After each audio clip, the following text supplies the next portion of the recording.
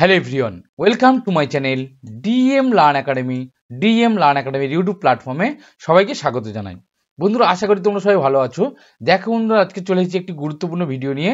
দেখো, গণিতের প্যাডাগজি থেকে আজকের কিন্তু একটি গুরুত্বপূর্ণ ভিডিও রয়েছে। দেখো, প্রাইমারি টেট 2024 ডিসেম্বরে যে পরীক্ষা হতে চলেছে, সেই পরীক্ষাকে লক্ষ্য রেখে আমরা প্রতিনিয়ত তোমাদের জন্য কিন্তু প্র্যাকটিস সেট দিয়ে চলেছি। তো বন্ধুরা দেখো, আজকের কিন্তু একটি প্র্যাকটিস সেট রয়েছে। অবশ্যই প্র্যাকটিস সেট দেখো, প্র্যাকটিস সেট নম্বর 9। এর আগে কিন্তু 8টা প্র্যাকটিস সেট অবশ্যই করে দেওয়া হয়েছে, তোমরা আমার কিন্তু চ্যানেলের প্লে লিস্ট থেকে দেখে নিতে পারো। ওকে, তো বন্ধুরা দেখো, আজকের 20টি গুরুত্বপূর্ণ প্রশ্ন রয়েছে। দেখো, সিটেট সহ, অর্থাৎ সিটেট থেকে কিছু বাছাই করা প্রশ্ন রয়েছে, সম্পূর্ণ কিন্তু বাছাই করা আজকের প্রশ্ন রয়েছে। তো আজকের ভিডিওটি খুবই গুরুত্বপূর্ণ হতে চলেছে, তাই তোমাদের প্রত্যেকে বলছি তোমরা অবশ্যই কিন্তু শেষ পর্যন্ত না দেখে যাবে না। ওকে, এবং যদি ভিডিওটি ভালো লাগে প্রত্যেকে একটু লাইক করে দিও, সুন্দর হাত দিয়ে। তোমাদের একটা লাইক কিন্তু আমাদেরকে অনেকটা অনুপ্রেরণা যোগায়, তাই অবশ্যই করে বলছি যে তোমরা অবশ্যই লাইক না করে যাবে না। ওকে, এবং তোমরা যারা ভাবছো সমস্ত ভিডিওর পিডিএফগুলো পাওয়ার জন্য অবশ্যই তোমরা পেয়ে যেতে পারো, টেলিগ্রাম গ্রুপে যুক্ত হয়ে যেতে পারো, এবং হোয়াটসঅ্যাপ গ্রুপের লিঙ্ক ও ডিসক্রিপশানে দেওয়া রয়েছে। তাছাড়া অবশ্যই করে যদি তোমাদের ভিডিওগুলো ভালো লাগে অবশ্যই বন্ধুদের মধ্যে একটু শেয়ার করে দাও, তাতে তারাও যাতে উপকার পেতে পারে সেটা একটু দেখো। এবং যদি কোথাও কোনো সমস্যা থাকে অবশ্যই কমেন্টে জানাতে ভুলবে না। তো চলো বন্ধুরা, বেশি কথা না বাড়িয়ে দেখিনি আজকের গুরুত্বপূর্ণ প্রশ্নগুলি কি কি রয়েছে। সম্পূর্ণ কিন্তু আজকের সমস্ত প্রশ্নগুলি বাছাই করা প্রশ্ন নিয়েছি এবং কনসেপ্ট ক্লিয়ার করার চেষ্টা করব। সম্পূর্ণ প্রশ্নগুলি রয়েছে সম্পূর্ণ কনসেপ্টুয়াল প্রশ্ন, তো কনসেপ্ট ক্লিয়ার করার চেষ্টা করছি প্রতিটা প্রশ্নের। তো চলো দেখে নিই প্রশ্নগুলি কি কি রয়েছে। অবশ্যই তোমরা শেষ পর্যন্ত দেখো, তারপর কমেন্টে জানাও আজকের প্রশ্নগুলো কেমন ছিল এবং প্র্যাকটিস সেটটি কেমন হয়েছে। ওকে, চলো নেক্সট দেখো কি বলেছে। একটি সংখ্যার দশমিক প্রতিনিধিত্ব বোঝার জন্য নিচের কোনটি পূর্ব শর্ত? দেখো, সংযোজন, বিয়োগ, স্থান মূল্য, গুণ। দেখো, সিটের 2016 ফেব্রুয়ারি কিন্তু প্রশ্নটি এসেছিল। বলছে একটি সংখ্যার দশমিক প্রতিনিধিত্ব বোঝার জন্য নিচের কোনটি পূর্ব শর্ত? সংযোজন, বিয়োগ, স্থান মূল্য না গুণ? দেখো, সংযোজন কি একটা দশমিক সংখ্যার প্রতিনিধিত্ব জায়গায় যায়, অর্থাৎ যোগ? না, এটা কিন্তু কোনোভাবে হয় না। তারপরে দেখো বিয়োগ, বিয়োগটা কোনোভাবে হয় না। দেখো, আমরা যদি একটা সংখ্যা নিই 2, 3, 5, 7, 9, আমরা যদি এইভাবে একটা সংখ্যা লিখি, ওকে, যদি আমরা এইভাবে একটা সংখ্যা লিখি, দেখো এই সংখ্যাটা যদি কোথাও আমরা দশমিক বসিয়ে দিই, তাহলে দেখো এর একটা স্থান মান কিন্তু বা স্থান মূল্য একটা আলাদা হয়ে গেল। অবশ্যই করে কিন্তু দশমিক সংখ্যা যেটা প্রতিনিধিত্ব বোঝার জন্য পূর্ব শর্ত, সেটা হচ্ছে কি, দেখো স্থান মূল্য বা স্থান মান। ওকে, গুণটা তো কোনোভাবেই হবে না। ওকে, তাহলে চলো বুঝতে পেরেছো। অবশ্যই করে দেখো, দশমিক সংখ্যার প্রতিনিধিত্ব যেটা পূর্ব শর্ত সেটা হচ্ছে কি, স্থান মূল্য। দেখো 2 নম্বর প্রশ্নে কি বলেছে, নিচের কোন বিবৃতিটি সত্য? দেখো, সিটের 2015 ফেব্রুয়ারি প্রশ্ন রয়েছে। দেখো, 3টি বিজোড় সংখ্যার গুণফল একটি জোড় সংখ্যা, একটি জোড় সংখ্যা ও একটি বিজোড় সংখ্যার পার্থক্য একটি জোড় সংখ্যা হতে পারে। তারপর দেখো, 2টি বিজোড় সংখ্যা ও একটি জোড় সংখ্যার যোগফল একটি জোড় সংখ্যা। তারপর হচ্ছে 3টি বিজোড় সংখ্যার যোগফল একটি জোড় সংখ্যা। দেখো, আমরা যদি নিচে থেকে দেখে দেখে যাই, দেখো 3টি বিজোড় সংখ্যার যোগফল একটি জোড় সংখ্যা। 3টে বিজোড় সংখ্যা যদি আমরা লিখি, দেখো 3 প্লাস 5 প্লাস 7, তাহলে কি হচ্ছে, দেখো 5 3 8, 8 7 15, কত হলো 15। দেখো, তাহলে এটা কিন্তু একটা বিজোড় সংখ্যা, জোড় সংখ্যা হলো না, তাহলে এটা কিন্তু সত্য নয়, তাহলে এটাকে আমরা এলিমিনেট করে দিতে পারি। তারপরে দেখো, 2টি বিজোড় সংখ্যা একটি জোড় সংখ্যার যোগফল একটি জোড় সংখ্যা, দুটো বিজোড় সংখ্যা। তাহলে দুটো বিজোড় সংখ্যা যদি আমরা 3 বসাই, যোগ 5 বসাই, আবার দেখো একটি জোড় সংখ্যা যদি বসে আমরা 2, দেখো কত হচ্ছে 5 3 8, 8 2 10।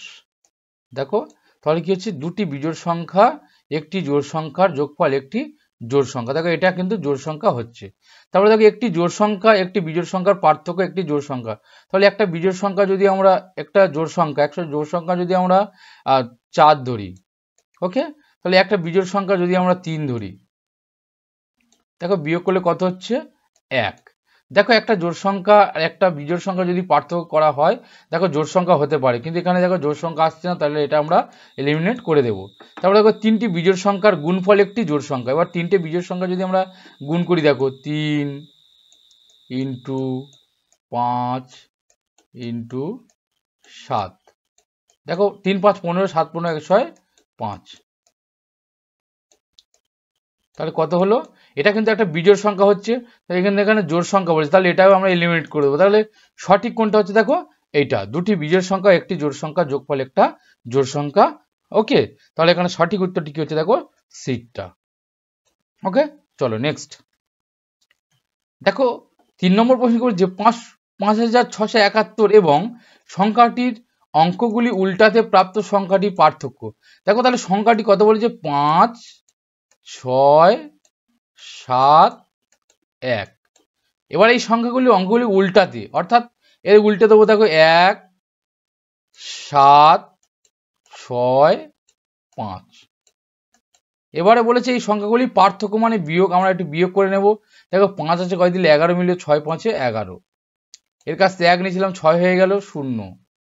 ওকে, এবারে দেখো এটা হচ্ছে 6, 7 আছে কয় দিলে 6 মিলে 6 মানে 16, তাহলে 9 সাথে 16, ওপরে যেহেতু ছোট আছে এর কাছ থেকে 1 নিয়েছিলাম, এটা 4 হয়ে গেছিল, তাহলে এখানে কি হচ্ছে 3।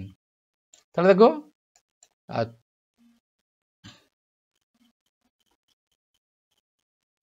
3, 9, 0, 6। তাহলে উত্তর কোনটা হচ্ছে, দেখো অবশ্যই করে ডিটা। ওকে, তাহলে সঠিক উত্তরটা হয়ে যাচ্ছে ডিটা। চলো নেক্সট।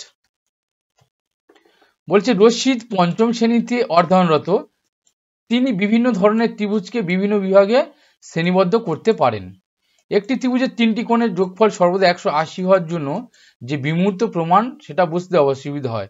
এবার পিয়াগেট কগনিটিভ থিওরি অনুসারে রশিদের দেখো pre operational stage, concrete operational stage, formal operational stage, sensory motor stage. দেখো অবশ্যই করে আমরা জানি যে পাইজেটের 4টে থিওরি পর্যায় রয়েছে, তার থিওরির 4টে পর্যায়, একটা হচ্ছে সেন্সরি মোটর স্টেজ, আর একটা হচ্ছে প্রি অপারেশনাল স্টেজ, একটা হচ্ছে কংক্রিট অপারেশনাল স্টেজ, আর ফর্মাল অপারেশনাল স্টেজ। এবারে এখানে বলেছে দেখো সে কিন্তু শ্রেণীবদ্ধ করতে পারে, কিন্তু তার যে 3টে কোণের যোগফল 180 ডিগ্রি, তার যে বিমূর্ত প্রমাণটা সেটা কিন্তু সে বুঝতে পারে না। তাহলে এখানে সে যখন কোনো কিছু একটা শ্রেণীবদ্ধ করতে পারছে, তখন সে কিন্তু অবশ্যই তার একটা কংক্রিট ধারণা হয়েছে। আর যখন প্রমাণ করে বিমূর্তটা কিন্তু আমরা জানি যে ফর্মাল অপারেশন স্টেজে হয়, কিন্তু যে তার একটা আইডিয়া চলে এসছে, সে শ্রেণীবদ্ধ করতে পারছে ত্রিভুজগুলোকে, তাহলে এটা হচ্ছে কি কংক্রিট অপারেশনাল স্টেজে কিন্তু সে রয়েছে। ওকে, সে কিন্তু চিন্তা করতে পারছে। ওকে, বিমূর্ত চিন্তনটা সে করতে পারছে না। ওকে, চলো নেক্সট। দেখো 5 নম্বর প্রশ্ন কি বলেছে, নিচের কোনটি সঠিক নয়। নিচের কোনটি সঠিক নয়, দেখো শূন্য প্রতিটি সংখ্যার গুণিতক। শূন্য প্রতিটি সংখ্যার গুণিতক, দেখো প্রতিটি সংখ্যা 1-এর গুণিতক। একটি সংখ্যার গুণিতক সংখ্যা নির্দিষ্ট, প্রতিটি সংখ্যা নিজের নিজের একটি গুণিতক শূন্য বাদে। দেখো তাহলে এখানে কোনটি সঠিক নয় বলেছে। দেখো শূন্য প্রতিটি সংখ্যার গুণিতক, অবশ্যই করি কিন্তু শূন্য প্রতিটি সংখ্যার গুণিতক। ওকে, শূন্য কিন্তু প্রতিটি সংখ্যার গুণিতক, কারণ যদি 5-এর গুণিতক আমরা বের করতে চাই, ঠিক আছে, তাহলে 5 শূন্য হচ্ছে 0, তারপরে 5 একে 5, এইভাবে কিন্তু আমরা দিতে পারি। ওকে, তাহলে শূন্য কিন্তু প্রতিটি সংখ্যার গুণিতক। এবার হচ্ছে প্রতিটি সংখ্যা 1-এর গুণিতক, প্রতিটি সংখ্যা কিন্তু 1-এর গুণিতক। 5 1-এর গুণিতক হতে পারে, 6 1-এর গুণিতক হতে পারে, তাহলে এটাও কিন্তু সঠিক আছে। তাহলে এটাও সঠিক, এটাও সঠিক। একটি সংখ্যার গুণিতক সংখ্যা নির্দিষ্ট। দেখো যদি আমরা 5-এর গুণিতক বের করতে চাই, তাহলে কি যে 5 একে 5, 5 দুগুণে 10, 3 5 15, তাহলে এইভাবে কিন্তু আমরা অসংখ্য বের করতে পারি, আপ টু ইনফিনিটিভ। ওকে, তাহলে এইরকম কিন্তু আমরা অসংখ্য বের করতে পারি। তাহলে এখানে বলেছে নির্দিষ্ট বলেছে, তাহলে এটা কিন্তু সঠিক নয়। ওকে, তাহলে আমাদের এখানে সঠিক নয় বলেছে কোনটা, দেখো সিটটা। তাহলে সিটটা হচ্ছে সঠিক নয়। এবারে বলেছে প্রতিটি সংখ্যা নিজের নিজের একটি গুণিতক সংখ্যা। অবশ্যই কিন্তু প্রতিটি সংখ্যা নিজের নিজের একটা গুণিতক সংখ্যা। ওকে, চলো 6 নম্বর। দেখো ব্যক্তির মধ্যে একক বুদ্ধি বলে কিছু নেই, আছে কতগুলি প্রাথমিক ক্ষমতা। তাহলে ব্যক্তির মধ্যে একক বুদ্ধি বলে কিছু নেই, যেগুলো আছে সেটা হচ্ছে কি প্রাথমিক ক্ষমতা। এই বক্তব্যটি কার, দেখো কান্টের, থার্স্টনের, উডওয়ার্থের, থর্নডাইকের। দেখো ব্যক্তির মধ্যে একক বুদ্ধি বলে কিছু নেই, আছে কতগুলি প্রাথমিক ক্ষমতা। এই যে উক্তিটি, এই উক্তিটি করেছিলেন কে, থার্স্টন। ওকে, থার্স্টন কিন্তু এই উক্তিটি করেছিল। তিনি তার বুদ্ধি সংক্রান্ত যে তত্ত্ব তিনি দিয়েছেন, ওকে, সেই তত্ত্বের মধ্যে কিন্তু তিনি বলেছিলেন যে ব্যক্তির বুদ্ধি বলে কিছু নেই, আছে কেবল কতগুলি প্রাথমিক ক্ষমতা। থার্স্টনের দ্বি উপাদান তত্ত্ব, তাই তো আমরা জানি।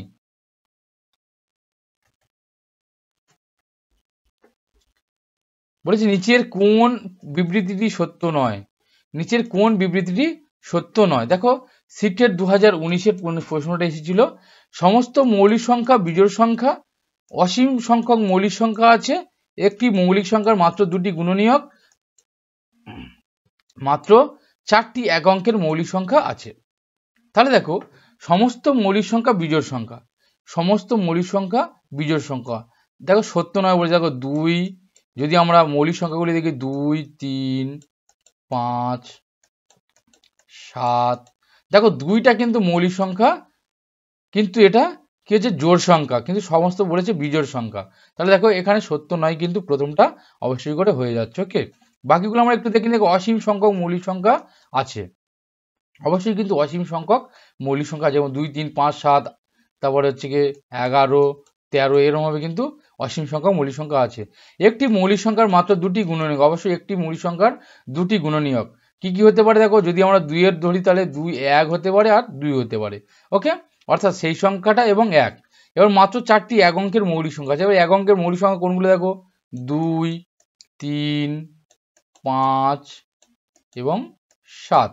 তাহলে 4টে এক অঙ্কের মৌলিক সংখ্যা আছে। তাহলে এটাও ঠিক, এটাও ঠিক, এটাও ঠিক, কিন্তু ভুল কোনটা, এটা। ওকে, তাহলে সত্য নয় কোনটা, এটা সঠিক উত্তর হয়ে গেল। ওকে, চলো নেক্সট।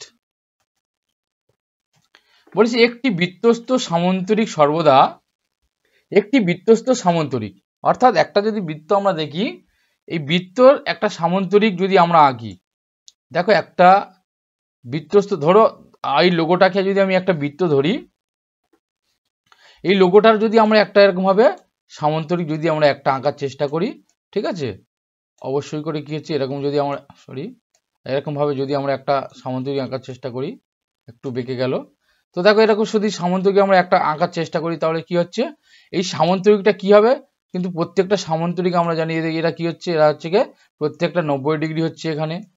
ওকে, একটা বৃত্তস্থ সামান্তরিকের প্রত্যেকটা কোণ 90 ডিগ্রি এবং পরস্পর কিন্তু বাহুগুলি কি হচ্ছে, সমান। ওকে, বিপরীত বাহু যেটা সমান হচ্ছে, যেহেতু আমরা জানি কি হচ্ছে এর উপরে এই জায়গাটা টানছি, যে যতটা যাচ্ছে এর উপরে এই জায়গাটা একই, তাহলে এই বাহুটা সমান হচ্ছে। আবার এইটাও যেহেতু বৃত্তস্থ সামান্তরিক কি হচ্ছে সবসময় একটা আয়তক্ষেত্র হয়ে যাবে। ওকে, তাহলে বৃত্তস্থ সামান্তরিক হচ্ছে একটা আয়তক্ষেত্র। ওকে, চলো নেক্সট।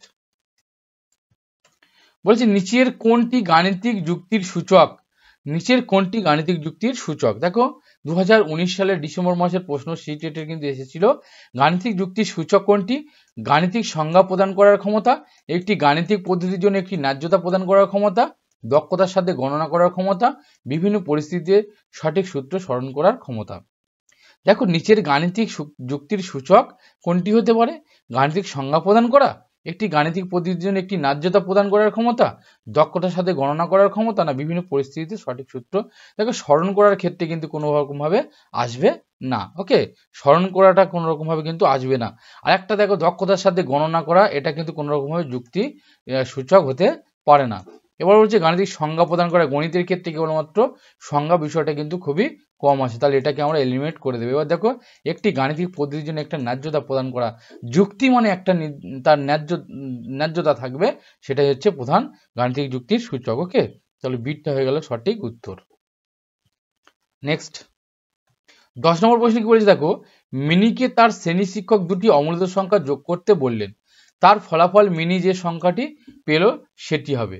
দেখো দুটি মূলদ সংখ্যার যোগফল কিন্তু সর্বদা মূলদ সংখ্যা হয়, এবং দুটি অমূলদ সংখ্যার যোগফল কি হচ্ছে, দুটি অমূলদ সংখ্যার যোগফল কিন্তু মূলদ হতে পারে আবার অমূলদ হতে পারে।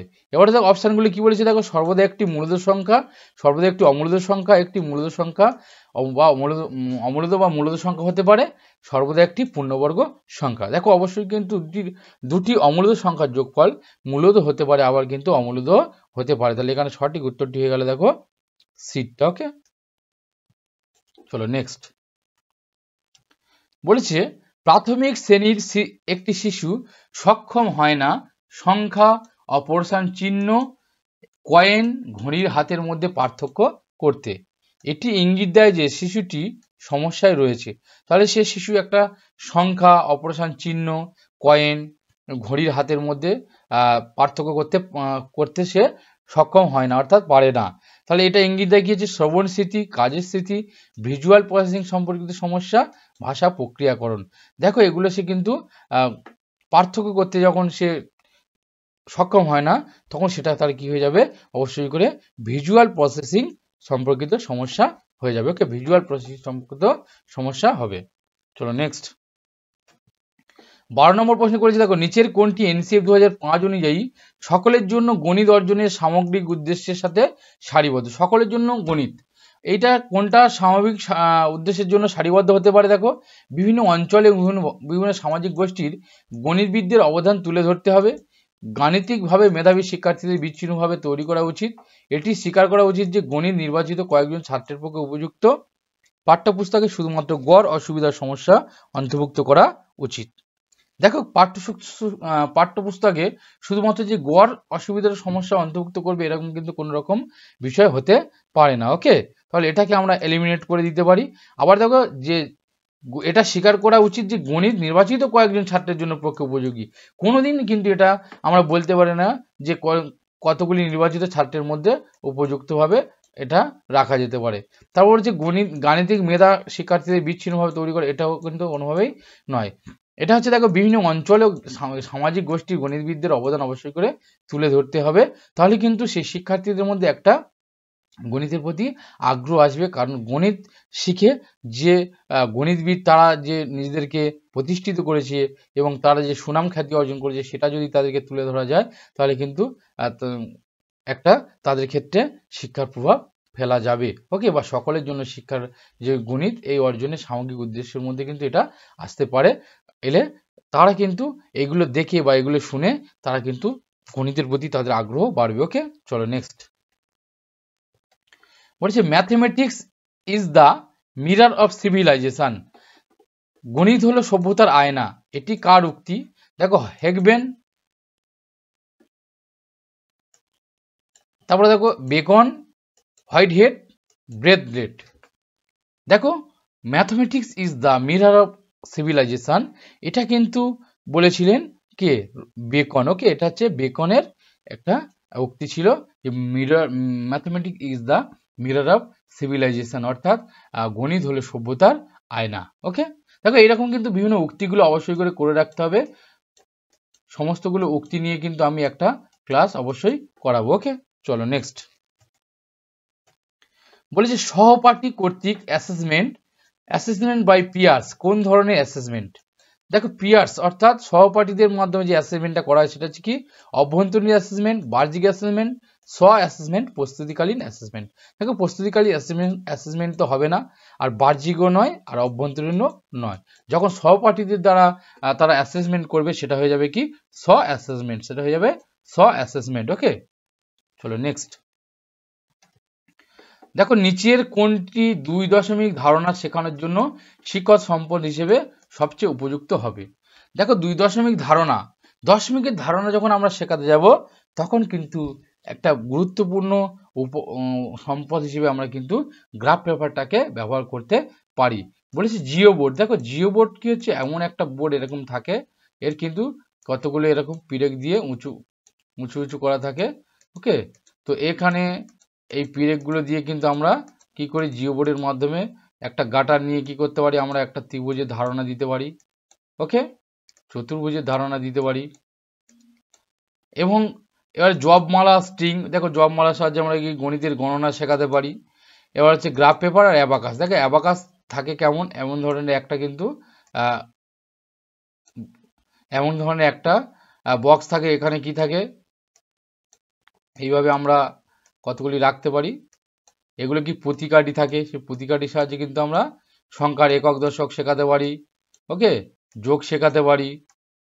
তাহলে এটা হচ্ছে কি অ্যাবাকাস। ওকে, আর একটা দেখো গ্রাফ পেপার। দেখো গ্রাফ পেপারে কিন্তু যে এরকমভাবে যে দাগগুলো থাকে সেই দাগগুলোর মাধ্যমে কিন্তু আমরা কি করতে পারি, অবশ্যই করে দশমিকের যে ধারণা সেটাকে কিন্তু আমরা শেখাতে পারি। তাহলে এখানে সঠিক উত্তরটা কি হচ্ছে, গ্রাফ পেপার। ওকে, চলো নেক্সট 16 নম্বর প্রশ্ন কি বলেছে, দেখো একটি শিশুর মধ্যে বিকশিত হওয়ার জন্য প্রাথমিক পর্যায়ে জ্যামিতি শিখন এবং শিখনের উদ্দেশ্য কি? তাহলে একটা শিশুর মধ্যে বিকশিত হওয়ার জন্য প্রাথমিক পর্যায়ে জ্যামিতিক শিক্ষণ ও শিক্ষণের উদ্দেশ্য কি? দৃশ্য ও স্থানিক যুক্তি সম্পর্কিত ধারণা, মৌলিক জ্যামিতিক ধারণা সম্পর্কে বোঝা, যৌক্তিক যুক্তির ক্ষমতার বিকাশ, উপরের সবগুলি। দেখো 16 নম্বর প্রশ্নের একটি শিশুর বিকশিত হওয়ার জন্য প্রাথমিক পর্যায়ে জ্যামিতিক শিক্ষণ ও শিক্ষণের উদ্দেশ্য হচ্ছে কি? অবশ্যই দৃশ্য স্থানিক যুক্তি সম্পর্কিত ধারণা, মৌলিক জ্যামিতিক ধারণা সম্পর্কে বোঝা এবং যুক্তির ক্ষমতার বিকাশ করা জ্যামিতিক কিন্তু উদ্দেশ্য। অর্থাৎ এখানে সবকটি হচ্ছে কি সঠিক উত্তর। তাহলে এখানে সঠিক উত্তর এখানে কি উপরের সবকটি। দেখো 17 নম্বর প্রশ্ন কি বলেছে? তৃতীয় শ্রেণীর শিক্ষার্থীদের নম্বর পদ্ধতি শেখানোর উদ্দেশ্য হলো শিক্ষার্থীদের সক্ষম করা। দেখো তৃতীয় শ্রেণীর শিক্ষার্থীদের নম্বর পদ্ধতি শেখানোর তার উদ্দেশ্য কি? দেখো সংখ্যাগুলিকে শত, দশক, একক, গোষ্ঠী হিসেবে দেখতে এবং স্থান মানের তাৎপর্য বোঝার জন্য, 4 সংখ্যার যোগ ও বিয়োগের দক্ষতা আয়ত্ত করতে, বইয়ের সংখ্যা পড়ার দক্ষতা আয়ত্ত করতে, 6 ডিজিট পর্যন্ত গুনতে। দেখো 6 ডিজিট পর্যন্ত গুনতে এটা কিন্তু কোনোভাবে নম্বর পদ্ধতি শেখানোর উদ্দেশ্য হতে পারে না। তারপরে যে বড় সংখ্যা পড়ার দক্ষতা অর্জন করতে, এটাও কিন্তু নয়। আর 4 সংখ্যার যোগ ও বিয়োগের দক্ষতা, যেহেতু এখানে নম্বর পদ্ধতি শেখাবে কেবলমাত্র 4 সংখ্যার যোগ ও বিয়োগের দক্ষতা আয়ত্ত করবে, এরকম কোনো নির্দিষ্ট কিছু নয়। সংখ্যাগুলিকে শত, দশক, একক, গোষ্ঠী হিসেবে দেখাতে এবং স্থান মানের তাৎপর্য বোঝার জন্য কিন্তু তাদের নম্বর পদ্ধতি শেখাতে হবে। তাহলে এখানে সঠিক উত্তরটি হয়ে গেল দেখো এরটা। ওকে, চলো নেক্সট। দেখো বন্ধুরা, এই ছিল কিন্তু আজকের গুরুত্বপূর্ণ প্রশ্ন। আশা করছি প্রশ্নগুলো সমস্ত ডিটেলসে আলোচনা করলাম, আশা করছি ভালো লেগেছে। তো যদি ভালো লাগে প্রত্যেকে বন্ধুরা একটা করে লাইক করে দাও, সঙ্গে সঙ্গে একটু বন্ধুদের মধ্যে শেয়ার করে দাও। তো বন্ধুরা অবশ্যই করে আবার দেখা হবে নতুন একটি গুরুত্বপূর্ণ ভিডিও নিয়ে। তোমরা যারা এখনো সাবস্ক্রাইব করোনি তোমরা চটপট করে সাবস্ক্রাইব করে নাও এবং প্রত্যেকে একটু কমেন্টে জানাও কেমন লাগলো ভিডিওটি। ওকে, তো ততক্ষণ পড়তে থাকো, আবার দেখা হবে গুরুত্বপূর্ণ একটি ভিডিও নিয়ে। তো প্রত্যেকে ভিডিওটি দেখার জন্য অসংখ্য ধন্যবাদ।